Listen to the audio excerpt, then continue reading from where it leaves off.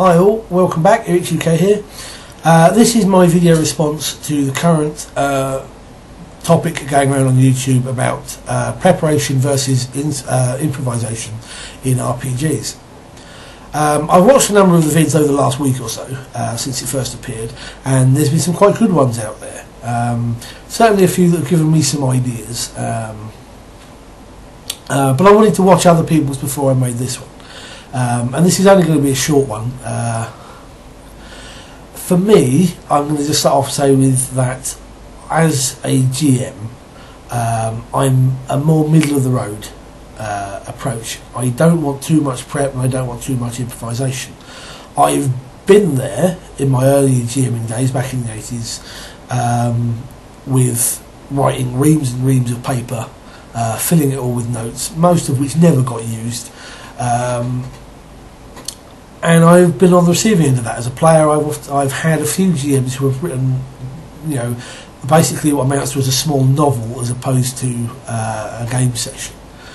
On the other hand, you get the improvisational stuff, and I've only ever had that really work in D&D anyway, a couple of times when some players have basically gone what we call off book.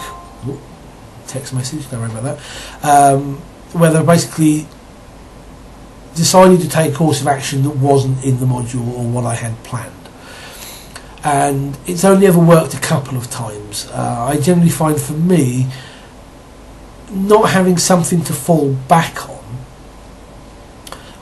makes it slightly harder. I guess because while I'm not a railroad DM, I am very much of the you have point A, you have point B, you have point C and point D, and you can go between them as you want, but I don't tend to do much more beyond the initial locations, brief background and brief character notes. But there are RPGs that I can quite happily improvise my way through with just a few notes taken as I go along. Both of the vampire games, Masquerade and Requiem, and a game called All Flesh Must Be Eaten, which is a rather good zombie horror one if you don't know of it. And those I can quite happily wing, with just a scrap of paper in front of me and a pen and just scribble, bits as we go along. So with that, yes, I would say that I definitely personally prefer to have kind of a middle of the road. I need notes to fall back on, but I need the space at the same time to cover areas where the players will take a change of path. But that's my take on it.